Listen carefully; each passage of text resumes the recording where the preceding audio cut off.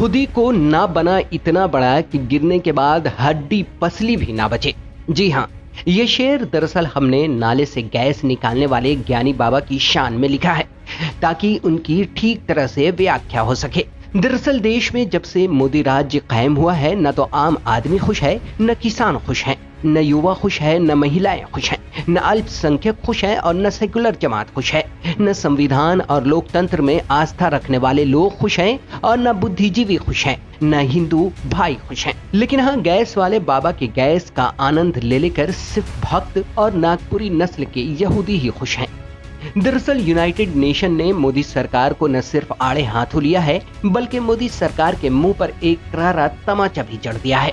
United nation की सख्त टिप्पणी के बाद भक्त मंडली बौड़ा भी गई है और बौखला भी गई है। वहीं गैस वाले ज्ञानी बाबा के गृह राज्य गुजरात भाजपा अंदरखाने में भारी बगावत के बाद सैकड़ों नेताओं और कार्यकर्ताओं ने पार्टी को ठेंगा दिखा दिया है। हम पूरा मामला बताएंगे, लेकिन उससे पहले काम से ज्यादा नाम करने वाले दुनिया की सैर सपाटे में देश के 2000 करोड़ रुपए फूंक देने वाले उड़नछू खटोले श्री श्री नरेंद्र दामोदर दास मोदी जी के जलवे के बारे में बता देते हैं कि कैसे दुनिया भर में बाबा जी का डंका बज रहा है। दरअसल यूनाइटेड नेशन ने मोदी सरकार द्वारा सोशल मीडिया का गला दबाए जाने वाले काले कानून पर कड़ी आपत्ति जताते हुए इसे अंतर्राष्ट्रीय नियमों के खिलाफ बताया है। इतना ही नहीं, यूनाइटेड नेशन के मानवाधिकार आयुक्त ऑफिस के विशेषज्ञों ने जो कहा है उसे सुनने के लिए भक्तों और यहूदी साम्राज्य की संतानों के पास 56 इंच का सीना नहीं, बल्कि मोटे पर्दे के कान की जरूरत है। यूनाइटेड नेशन ने मोदी सरकार द्वारा लाए गए नए आईटी कानून को आजादी पर हमला बताया है। साथ ही कहा है कि कोरोना और किसान आंदोलन के बीच बना ये आईटी कानून आजादी पर हमला है। बोलता हिंदुस्तान के खबरों के अनुसार यूनाइटेड नेशन ने भक्तों के भगवा कानून पर चिंता जताते हुए कहा है कि हमें चिंता है कि ये नए कानून उस समय आए हैं जब दुनिया भर में महामारी फैली हुई है और खुद भारत देश में बड़े पैमाने पर किसान आंदोलन कर रहे हैं। लेकिन भला यूनाइटेड नेशन वालों को कौन समझाए और इन्हें कौन बताए कि भला हमारे देश के परम पूज्य बाबा और उनकी मंडलियों को आलोचना पसंद नहीं है। बाबा सतरंगी को अपना विरोध कतई बर्दाश्त नहीं होता है, इसीलिए तो नए कानून लाने की जरूरत पड़ गई है। यूनाइटेड नेशन द्वारा एक रिपोर्ट में कहा गया है कि नए आईटी कानून डिजिटल मीडिया यूजर्स की प्राइवेसी और आजादी का हनन कर सकती है। जब देश में सरकार की नीति और नीयत के खिलाफ आलोचना हो रही हो, किसान सड़कों पर बैठे हों, तो ऐसे समय में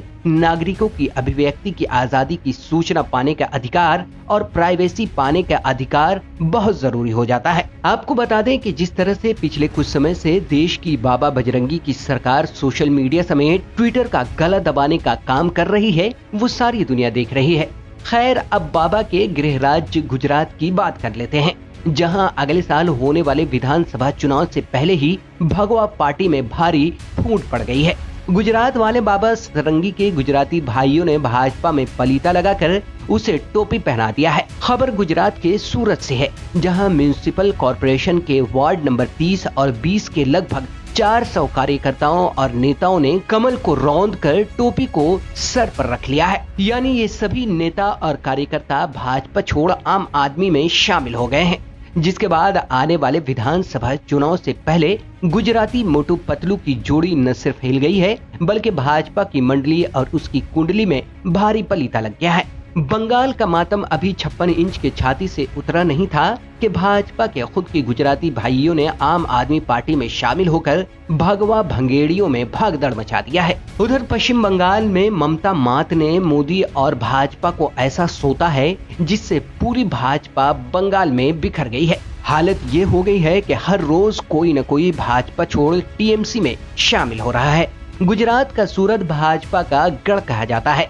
यहाँ से भाजपा के बड़े बड़े होनहारों और कलाकारों ने जन्म लिया है, लेकिन यहाँ के 400 कार्यकर्ताओं और नेताओं का पार्टी छोड़ आम आदमी पार्टी में शामिल होना भाजपा की नैया डुबाने का काम कर सकता है। अगले ही साल उत्तर प्रदेश समेत गुजरात में भी विधानसभा चुनाव होने हैं। उत्तर प्रदेश में भाजपा में कुर्सी की भारी जंग चल रही है।